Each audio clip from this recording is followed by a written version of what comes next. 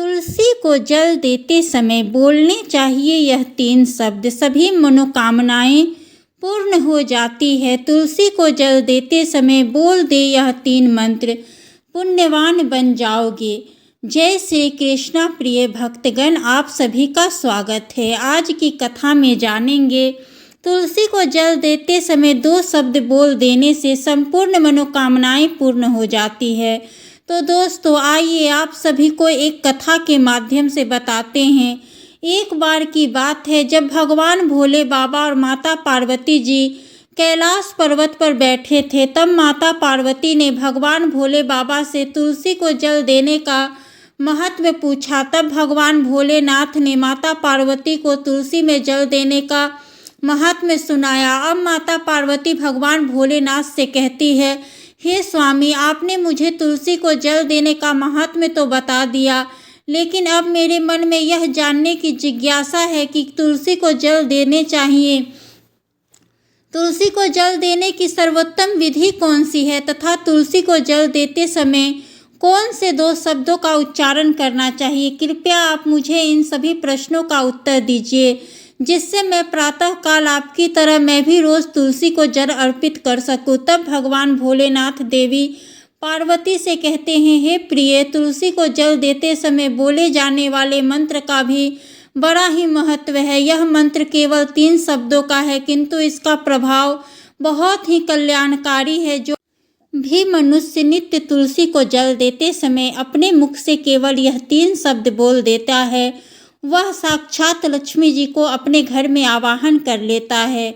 स्वयं माता लक्ष्मी उसके घर में प्रवेश करती है, उसकी दरिद्रता समाप्त हो जाती है, उसे धन्य धान्य की कोई कमी नहीं रहती। हे देवी पार्वती, मैं आपको वह मंत्र बताने से पूर्व आपको तुलसी के इस मंत्र का महात्म्य सुनाना चाहता हूँ। देवी पार्वती, इस महात्म्य को सुन लेने मात्र से समस्त मनुष्य के समस्त पाप नष्ट हो जाते हैं। इसके साथ ही उस मनुष्य को 100 वर्षों तक तुलसी को जल देने का भी पुण्य प्राप्त होता है। इसीलिए हे देवी, आप इस कथा को ध्यान से पूरा अवश्य सुने। तो मेरे प्रिय भक्तों, आप भी इस कथा को पूरा जरूर सुनिएगा। माता पार्वती कहती है, हे प्रभु, मैं इस कथा को पूरा अवश्य सुनूंगी, कृपया आप मुझे तुलसी के मंत्र का महात्म्य सुनाइए। तब भगवान भोले बाबा कहते हैं, हे देवी पार्वती, अमरपुरी नाम के गढ़ के पास एक अत्यंत शोभायमान नगरी थी। उस नगरी में सुखदेव नाम का एक खोटी बुद्धि का ब्राह्मण था। वह ब्राह्मण के नाम पर कलंक था। पापियों का तो वह शिरोमणि था। उसका जन्म एक ऐसे ब्राह्मण परिवार में हुआ था जो पाप कर्म करने वाला था। उसे शास्त्र का ज्ञान किंचित मात्र भी अध्ययन नहीं था। वह जन्म से तो ब्राह्मण था, किंतु कर्म से वह अत्यंत ही दुराचारी था। ब्राह्मण होने के बावजूद भी वह पूजा पाठ नहीं करता था, न ही ध्यान करता, न ही जप करता, न ही होम करता और न ही अतिथियों का सत्कार करता था। उसने अपने जीवन में कभी भी कोई भी अच्छा काम नहीं किया था। अतिथियों को बिना दाना दिया न उन्हें क्रूरतापूर्वक भगा दिया करता था। वह ब्राह्मण स्त्री लंपट था, उसे स्त्रियों का मोह था। स्त्री लंपट होने के कारण वह सदैव ही पराई स्त्रियों के आसक्त रहता था। उसे मदिरा पान करने की भी बहुत बुरी आदत थी। इतना ही नहीं, साथ ही वह मांस भी खाया करता था। वह दिन में खेत में काम करता, उससे जो भी पैसा मिलता था उससे अपनी जीविका चलाया करता था और रात्रि में वह वेश्यावृत्ति किया करता था। एक दिन वह दुर्बुद्धि सुखदेव जब खेत में काम करने के लिए जा रहा था, तब उसे रास्ते में एक काल रूपी धारी काले सर्प ने उस ब्राह्मण को काट लिया। उस सांप के काटने से उसी समय उस ब्राह्मण सुखदेव की मृत्यु हो गई। सुखदेव की मृत्यु के बाद यमराज के दूत उसे लेने के लिए उस स्थान पे आए। उसे उठाकर यमलोक ले जाने लगे। जब वह यमदूत उसे रास्ते में ले जा रहे थे, तो मार्ग में वह ब्राह्मण उन यमदूतों के सामने बहुत ही विलाप करने लगा और कहने लगा, हे दूतों, मुझे कहाँ ले जा रहे हो? मुझे छोड़ दो, मेरे प्राण बख्श दो। किंतु यमदूत उसे यह कहते हुए ले जाने लगे कि अरे दुष्ट ब्राह्मण, तेरे पाप कर्मों के कारण तुझे सांप ने काट लिया। अब तो यमराज जी अवश्य ही तुझे घोर नरक में डलवा देंगे। फिर यमराज के दूत उस ब्राह्मण को लेकर यमलोक पहुंचते हैं और यमराज के सामने खड़े हो जाते हैं। तब चित्रगुप्त उस ब्राह्मण का लेखा जोखा निकालते हैं और चित्रगुप्त यमराज से कहते हैं कि हे धर्मराज, इस ब्राह्मण ने बचपन से लेकर मृत्यु तक पाप ही पाप किया है, इसने कभी कोई पुण्य का काम नहीं किया। जब यमराज जी ने चित्रगुप्त की बात सुनी तब यमराज अपने दूतों से कहते हैं, हे दूतों, इसे घोर पाप करने वाले ब्राह्मण को उठाकर ले जाओ और इसे नरक में डाल दो। फिर यमराज के उन दूतों ने उस ब्राह्मण को ले जाकर नरक की भयंकर अग्नि में धकेल देते हैं। वह ब्राह्मण अनेक वर्षों तक नरक में सजा काटता रहता है। जब उसकी सजा पूर्ण होती है तो उसे एक ब्राह्मण का कुल छोड़कर उसे दूसरे जन्म में एक बैल का शरीर मिलता है। बैल का जन्म पाकर वह बोझ उठाने का काम करने लगता है। उसका मालिक उससे दिन रात काम करवाने लगा। फिर जब उस बैल की शक्ति कम हुई तो उसके मालिक ने उसे एक लंगड़े आदमी को बेच दिया। उस लंगड़े आदमी ने उस बैल को खुद का बोझ उठाने के लिए उपयोग किया। वह उसकी पीठ पर बैठकर घूमा करता था। इस प्रकार से उस बैल ने 8 वर्ष तक उस लंगड़े आदमी का बोझ उठाया। फिर एक दिन वह लंगड़ा आदमी उस बैल की पीठ पर बैठकर किसी ऊंचे पर्वत पर जाने लगता है। उस पर्वत पर बहुत देर तक जब वह बूढ़ा बैल चढ़ा तो पर्वत पर चढ़ने के कारण वह बैल बहुत थक गया, उसकी शक्ति क्षीण हो गई और कुछ समय बाद वह बैल मूर्छित होकर जमीन पर गिर पड़ा और अंतिम सांसें लेने लगा। अब जब वहाँ पर खड़े लोगों ने उस बैल को इस अवस्था में देखा तो वहाँ पर खड़े लोगों को उस बैल पर बड़ी दया आई और वे उसके मुख में पानी डालने लगे। फिर उन लोगों ने, एक पुण्य आत्मा व्यक्ति भी था, उसने उस बैल का कल्याण करने के लिए अपना पुण्य उस बैल को दे दिया। जब उस आदमी को ऐसा करते सभी ने देखा तो उसे देखकर अन्य लोगों ने भी अपना अपना पुण्य याद करके कुछ पुण्य उस बैल को दे दिया ताकि उसे मुक्ति मिल सके। अब उसी भीड़ में एक वेश्या भी खड़ी थी। सभी लोग अपना अपना पुण्य उस बैल को दे रहे थे। यह देखकर उस वेश्या ने भी अपना एक छोटा सा पुण्य उस बैल को दे दिया।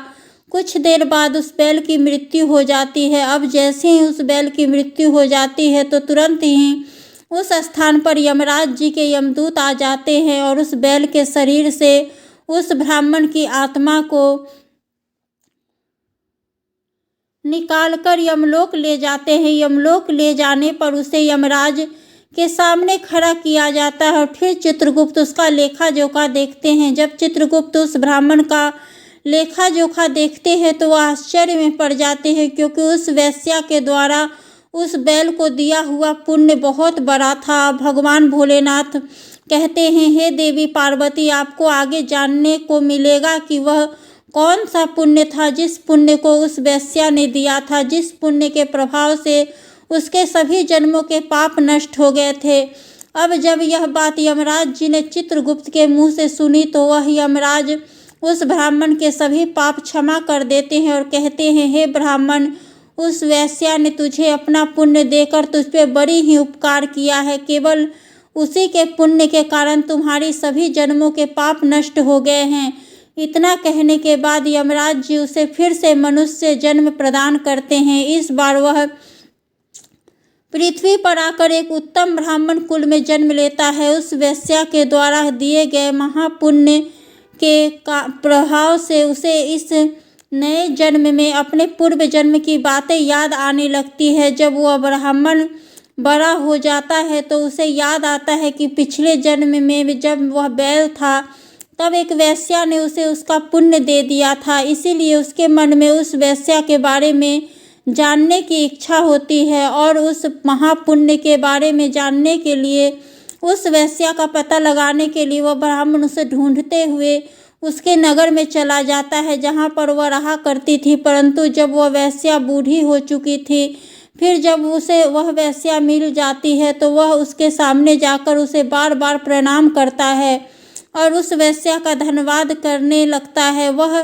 वेश्या कहने लगती है, हे ब्राह्मण श्रेष्ठ, आप कौन हैं और आप किस कारणवश से आप मुझ वैश्य को धन्यवाद कर रहे हैं? मैं एक तुच्छ वेश्या हूँ। मैंने आपका कौन सा कार्य किया है जो आप मुझे नमस्कार कर रहे हैं? तब वह ब्राह्मण कहता है कि हे माता, जब आप जवान थी तब आपने कुछ लोगों के साथ मिलकर मुझे अपना पुण्य प्रदान किया था। मैं वही बैल हूँ। आपके दिए हुए उस पुण्य के कारण मैं बैल की योनि से मुक्त हो गया हूँ। मुझे आपने पाप कर्मों के कारण मुझे पिछले जन्म में बैल का जन्म मिला था। जब मैं उस पर्वत पर मर रहा था तो तुमने मुझे अपना पुण्य दिया था। तुम्हारे पुण्य के प्रभाव से ही आज मुझे फिर से मनुष्य जन्म मिला है। तुम्हारे द्वारा दिए गए उसी पुण्य के कारण मुझे अपने पूर्व जन्म की सारी बातें याद है। किंतु हे माता, मैं आज यहाँ पर यह जानने के लिए आया हूँ कि तुमने मुझे उस समय पर अपना कौन सा पुण्य दिया था जिस कारण से मेरे सभी जन्मों के पाप नष्ट हो गए। और हे माता, मैं उस पुण्य के बारे में जानना चाहता हूँ। तब उस वेश्या ने कहा, हे ब्राह्मण श्रेष्ठ, मैंने तो अपने जीवन में कोई पुण्य के काम नहीं किए, किंतु मेरे घर में एक तोता है जो पिंजरे में रहकर हमेशा कुछ बोलता रहता है, जिसे सुनकर मेरा मन अंतकरण से पवित्र हो गया है। उसी तोते के द्वारा बोले गए मंत्र का पुण्य मैंने तुम्हें दान में दिया था। अब वह वेश्या और वह ब्राह्मण उस तोते के पास जाते हैं। उस तोते से पूछने लगते हैं, प्यारे तोते, तुम कौन सा मंत्र बोलते रहते हो? तुम्हारे बोले गए मंत्रों के कारण ही आज मेरे जीवन का उद्धार हुआ है। यह मंत्र तुम्हें किसने सिखाया और इस मंत्र का क्या अर्थ होता है? तब उस तोते ने अपने पूर्व जन्म का वृतांत सुनाना आरंभ किया। वह तोता कहने लगा, हे ब्राह्मण श्रेष्ठ, पिछले जन्म में मैं एक ब्राह्मण था। मैं अपने ज्ञान के अहंकार में अंधा हो गया था। मैंने कभी गुरुजनों का आदर नहीं किया, सदैव ही उनका अपमान किया। मुझे अपने ज्ञान पर इतना अधिक घमंड हो गया था कि जिस कारण से मेरा क्रोध बहुत अधिक बढ़ गया था और मैं सभी से द्वेष करने लगा था। अन्य मनुष्य को तुच्छ समझने लगा था। मैं इतना नीच बन गया था कि मैं विद्वानों का भारी सभा में अपमान करने लगा था। फिर कालांतर में मेरी मृत्यु हो गई और मुझे यमलोक ले जाया गया। पूज्य जनों और गुरुजनों का अपमान करने के कारण मुझे तोते के कुल में डाल दिया गया और मेरा जन्म एक तोते के रूप में हो गया। मेरे पाप कर्मों के कारण छोटी अवस्था में ही मेरे अपने माता पिता का मुझसे वियोग हो गया। फिर एक दिन मैं पेड़ की डाल पर बैठा रो रहा था तो उसी स्थान से कुछ मुनि जा रहे थे। उन्होंने मेरी दयनीय पुकार सुनी। तब वह सभी मुनि मुझे लेकर अपने आश्रम में चले गए। वहाँ उस आश्रम पर उन्होंने मुझे एक सुंदर पिंजरे में रखा और मेरा अच्छी तरह से ख्याल रखा। वे सभी नित्य भोजन दिया करते थे और वह मुझे नित्य पढ़ाते थे। उस स्थान पर वे आरसी मुनि, उनकी स्त्रियां और बालक सभी नित्य तुलसी के पौधे को जल देते थे और तुलसी के सामने एक मंत्र का जाप करते थे। उन्हीं के मुख बारंबार उस मंत्र को सुनकर मैंने उसे रट लिया और तभी से मैं उस मंत्र को जान गया और वही मंत्र मैं दिन रात बोलता रहता हूँ। उस मंत्र के प्रभाव से मेरी मृत्यु अभी तक नहीं हुई है। मेरी आयु 100 वर्ष की हो चुकी है। मैं इतने वर्षों तक जीवित रहा। इसी बीच एक रात को एक चोर उस स्थान पर आ गया और उसने मुझे वहाँ से चुरा लिया और फिर उस वैश्य ने मुझे उस चोर से खरीद लिया।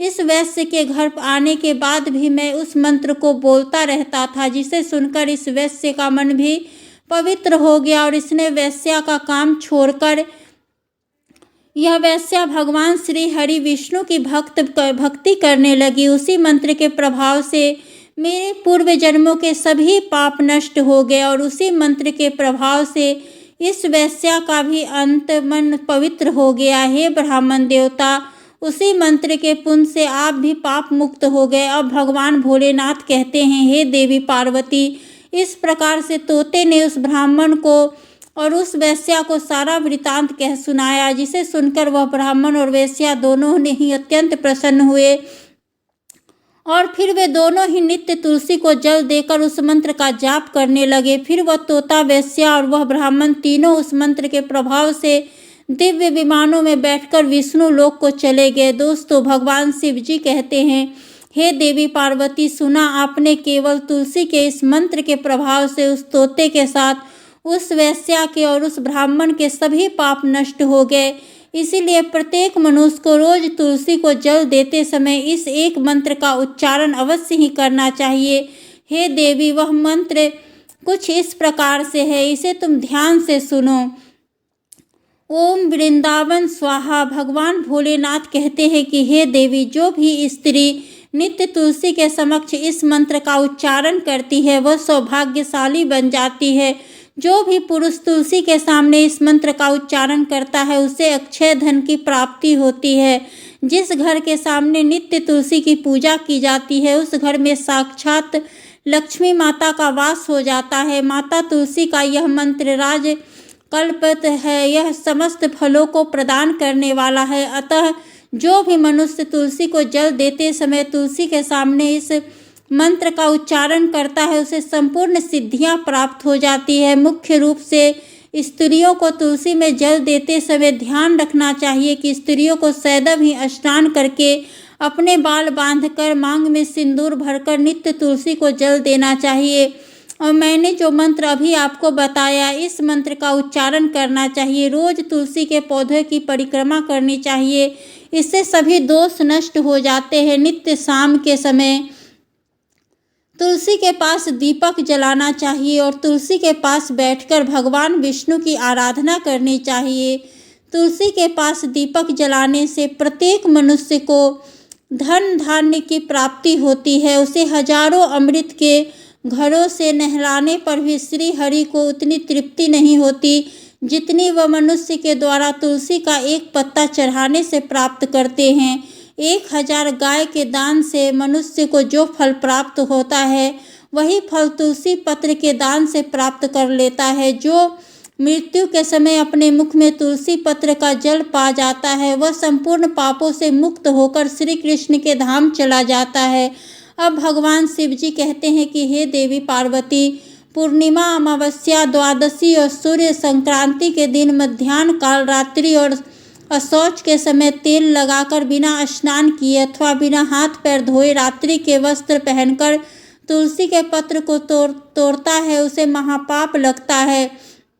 श्राद्ध, व्रत, दान, प्रतिष्ठा तथा देव पूजा के लिए तोड़े हुए तुलसी पत्र बासी होने पर भी 3 रात्रि तक पवित्र ही रहते हैं। तुलसी का एक एक पत्ता न तोड़कर पत्तियों के साथ अग्रभाग को तोड़ना चाहिए। तुलसी की मंजरी सब फूलों से बढ़कर मानी जाती है। मंजरी तोड़ते समय उसमें पत्तियों का रहना भी आवश्यक माना गया है। पूज्य भाव से पौधे को हिलाए बिना तुलसी के अग्रभाग को तोड़ना चाहिए, इससे पूजा का फल लाख गुना बढ़ जाता है। तुलसी के पत्तों को कभी नाखून से नहीं तोड़ना चाहिए, इससे महापाप लगता है। रात्रि में तुलसी के पौधे को स्पर्श न करे अथवा उसके पत्ते न तोड़े, ऐसा करना अशुभ माना गया है। रात्रि में तुलसी का पौधा निद्रा अवस्था में होता है, ऐसे में जो भी तुलसी के पत्ते तोड़ता है उसे महापाप लगता है। गुरुवार के दिन तुलसी के पौधे में थोड़ा सा कच्चा दूध अर्पित कर देना चाहिए। यह दूध चढ़ाते समय ओम नमो भगवते वासुदेवाय नमः इस मंत्र का जाप अवश्य करना चाहिए। तुलसी के पौधे के पास शालिग्राम रखें और उस पर तिल चढ़ाकर पूजा में तुलसी और शालिग्राम को दूध से भीगी हुई हल्दी का तिलक अवश्य लगाएं। शालिग्राम पर तुलसी पत्र रखकर चंदन लगाना चाहिए। अगर कोई महिला मासिक धर्म में है तो वह तुलसी की पूजा ना करे। मासिक धर्म के दौरान तुलसी को स्पर्श करने से घोर पाप लगता है, इससे स्त्री की दुर्गति होती है। दोस्तों, भगवान भोले बाबा कहते हैं कि हे देवी पार्वती, यही 2 शब्द हैं जिन्हें प्रत्येक मनुष्य को तुलसी में जल अर्पित करते समय बोलना चाहिए। और इसके साथ ही मैंने आपको तुलसी में जल देने की बहुत ही महत्वपूर्ण बातें बताई है। दोस्तों, तब माता पार्वती कहती है कि हे स्वामी, आज आपने जो मुझे यह कथा सुनाई है वह सर्वव्यापक है। हे प्रभु, आपका मुझे इस कथा को सुनाने के लिए धन्यवाद। तो दोस्तों, आपको हमारी यह कथा कैसी लगी हमें कमेंट करके अवश्य ही बताना। अगर पसंद आई है तो इस वीडियो को लाइक करना और ओम नमः शिवाय कमेंट भी ज़रूर कीजिएगा। इस वीडियो को अपने सभी दोस्तों में भी शेयर करना। दोस्तों, आप सभी भक्तों का वीडियो को पूरा देखने के लिए दिल से धन्यवाद। हर हर महादेव।